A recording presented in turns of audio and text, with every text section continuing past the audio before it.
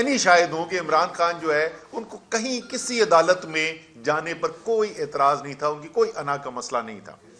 لیکن 3 نومبر کو ایک منصوبے کے تحت عمران خان کے اوپر قاتلانہ حملہ کروایا جاتا ہے. عمران خان زخمی ہوتے ہیں اور زخمی ہونے کے بعد وہ اپنی ڈاکٹرز کی ہدایات کے مطابق اس کے بعد سے کورٹس عدالتوں میں نہیں جا سک رہے ہیں، کیونکہ ان کی ڈاکٹرز کی ہدایات یہ ہیں کہ کوئی خطرہ نہیں مول لینا چاہیے، اور اس کے بعد سے وہ عدالتوں میں نہیں گئے ہیں. تو ان کی کوئی انا کا مسئلہ نہیں تھا. 23 نومبر کو اسی کیس کے اندر ہماری ضمانت ہوگی. کل ویسے اسی کیس کے اندر دہشت گردی کی عدالت میں میری پیشی بھی ہے کل اسلام آباد کے اندر. تو عمران خان کے اوپر جو بنیادی چیزیں، جو 2 چیزیں میں خاص طور پہ جن کے اوپر توجہ دلانا چاہتا تھا. پہلا کہ نوعیت ہے کیا کس کیس کی، یہ کتنا بڑا مذاق ہے یہ کیس جس کے اوپر یہ سارا ٹی وی پہ 3 دن سے چل رہا ہے کہ جا رہے ہیں یا نہیں جا رہے. یہ اس کیس کی نوعیت کیا ہے. اور دوسری اس چیز کی یاد دہانی کرانا چاہتا تھا کہ عمران خان کو عدالتوں میں جانے پہ کوئی اعتراض نہیں ہے، اس لیے وہ لاہور ہائی کورٹ بھی عدالت میں جانے کے لیے تیار ہے. لیکن کچھ سیکیورٹی کی لوازمات ہیں. عمران خان کوئی عام شہری نہیں ہے پاکستان کے. میرے خیال میں اس وقت 2-3 ہی لوگ ہیں جو سابقہ 3-4 لوگ ہیں جو سابقہ وزیر اعظم پاکستان کے رہ چکے ہیں، لیکن ان میں بھی وہ واحد لیڈر ہیں جن کے خلاف ایک قاتلانہ حملہ ہوا ہے، اور باقاعدہ منصوبے کے تحت قاتلانہ حملہ ہوا ہے. اور وہ حملہ کوئی سالوں پرانی بات نہیں ہے، وہ ابھی 2-3 مہینے پہلے کی بات ہے کہ ان کے اوپر قاتلانہ حملہ ہوا ہے. تو ایک تو سیکیورٹی کی ان کی ضرورت جو ہے اور ان کا خدشہ جو ہے وہ ایک عام انسان والا نہیں ہے. اور دوسرا جو ڈاکٹرز کی ہدایات ہیں اس کے مطابق وہ دھکم پیل نہیں برداشت کر سکتے. اگر وہ ہوگا تو پھر انہوں نے 2-3 مہینے کے لیے دوبارہ ان کو آرام کرنا پڑ جائے گا. اور میرے اوپر بھی توہین عدالت کا کیس چل چکا ہے، حالانکہ ہم نے اس قسم کا کوئی ریمارک نہیں دیا تھا کسی جج کے بارے میں. تو امید یہ ہے کہ سب کو برابری کے طور پر ٹریٹ کیا جائے گا، اور یہ جو مہم چلائی جا رہی ہے اور اس قسم کے بیانات جو دیے جا رہے ہیں اس کے اوپر بھی جج صاحبان نوٹس لیں گے اور توہین عدالت کی کارروائی کی جائے گی. خواجہ آصف نے کہا ہے کہ ملک ڈیفالٹ کر گیا ہے اور اس کی تمام ذمہ داری عمران خان کی حکومت کو وہ ڈال رہے ہیں، کیا سمجھتے ہیں آپ؟ خواجہ صاحب جو ہیں ان سے بولیں بھائی جان کہ 10 مہینے سے زیادہ ہو گئے آپ کی حکومت آئے ہوئے. آپ پہلے تو اپنے حکومت کے اندر یہ فیصلہ کر لیں کہ اس قسم کی خبر جو ہوتی ہے کیا وہ ملک دشمنی ہے یا نہیں ہے. شوکت ترین نے صرف اتنا کہا تھا، وزرائے خزانہ جو ہے خیبر پر، سچ بتا دو اور حکومت کو لکھ کر یہ ہائی لائٹ کر دو کہ دیکھو پہلے بھی یہ جو 750 ارب روپے کا سرپلس آپ مانگ رہے تھے یہ ممکن نہیں تھا، اب تو سیلاب آنے کے بعد بالکل ہی ممکن نہیں ہے. اور وہ ان کے خلاف مقدمے درج ہو گئے، پرچے کٹ گئے. تو غداری کا مقدمہ اب سارے ملک کے اندر اگر یہ سنسنی پھیلا رہے ہیں، بلکہ دنیا کے اندر آپ کو پتہ ہے نا، بھارت کے اخباروں نے سب میں ہیڈنگ لگی ہوئی ہے کہ وزیر دفاع پاکستان کا، وہ بھی کوئی عام وزیر نہیں، وزیر دفاع پاکستان کا کہہ رہا ہے کہ دیوالیہ ہو چکے ہیں ساری ریٹنگ ایجنسی چھوڑ.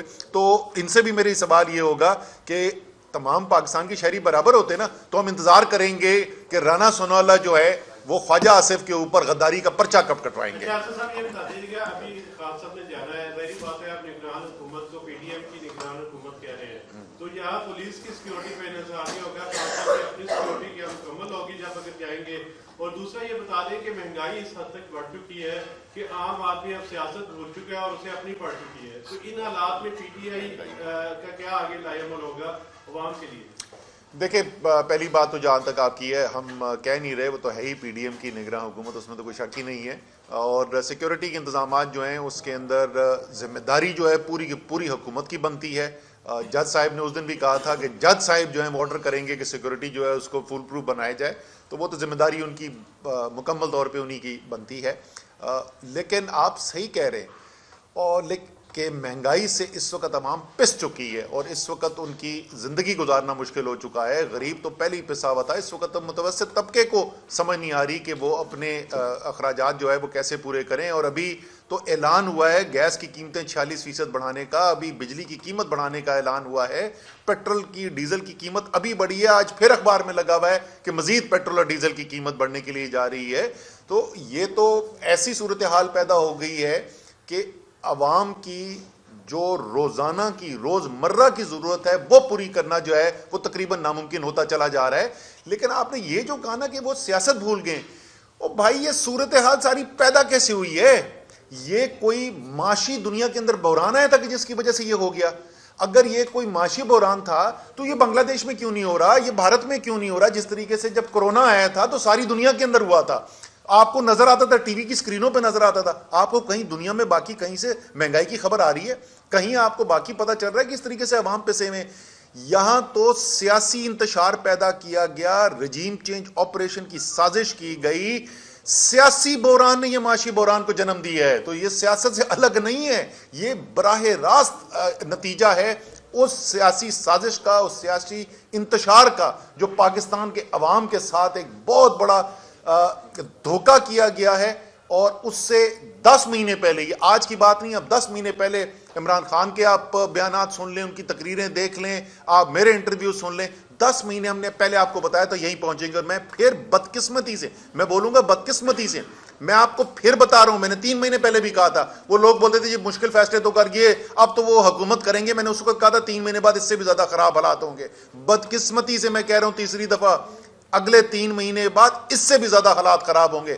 جب تک آپ سیاسی انتشار کو ختم نہیں کریں گے، جس وقت تک حکومت صبح سے لے کے شام تک، ابھی بھی وہ چل رہا ہے ٹی وی کے اوپر، وہ فیصلہ ہو گیا جی FIA کی، عمران خان کی گرفتاری کا. اگر پورا حکومتی نظام اس وقت اس چیز کے اوپر لگا ہوا ہے کہ عمران خان کو گرفتار کیسے کرنا ہے، تحریک انصاف کے لیڈرز کے اوپر پرچے کیسے کاٹنے، گھر بیٹھے ہوئے نوجوان بچے جو ٹویٹیں کر رہے ہیں ان کو پکڑ کے کیسے جیلوں کے اندر ہم نے ڈالنا ہے، اور نہ کوئی یہ دیکھ رہا ہے کہ آٹا کس طریقے سے مہنگائی اس کی روکنی ہے، کس طریقے سے یہ جو پیٹرول اور ڈیزل کی قیمتیں آسمان سے باہر جا رہی ہیں ان کو کیسے روکنا ہے. تو یہ بہتری نہیں آ سکتی میرے بھائی، جب تک سیاست ٹھیک نہیں کرو گے معیشت ٹھیک نہیں ہو سکتی. آخری سوال. عمران خان صاحب کی ڈاکٹرز کے حوالے سے انہوں نے کیا کہا ہے کہ وہ ان کی طبیعت ٹھیک ہے، اور کیا پاکستان تحریک انصاف اتنا بڑا رسک لے گی چیئرمین کی صحت کے حوالے سے جو ایشوز ہیں انہیں اگر وہ ہائی کورٹ پیش ہوتے ہیں؟ دیکھیں جی، ان کی طبیعت نہیں، ان کی جو ہڈی کے اندر جو گولی لگی تھی وہ ابھی تک مکمل طور پر ٹھیک نہیں ہوئی ہے. آخری جو معائنہ کیا گیا تھا اس میں ڈاکٹر صاحبان کی رپورٹ موجود ہے، وہ ہائی کورٹ میں بھی پیش کر دی گئی تھی کہ ان کے پاس ابھی بھی خطرہ ہے. اگر ذرا سا بھی جھٹکا لگتا ہے، خاص طور اس کو لیٹرل موومنٹ کہتے ہیں، اگر ایسے ہوتا ہے تو وہ دوبارہ وہی صورتحال پیدا ہو جائے گی، پھر 2 سے 3 مہینے جو ہے ان کو چلنے کے مسائل ہوں گے. تو اس لیے آپ کا جو سوال ہے، قطعی طور پہ ہم یہ خطرہ نہیں لے سکتے کہ وہ دھکم پیل کے اندر جائیں.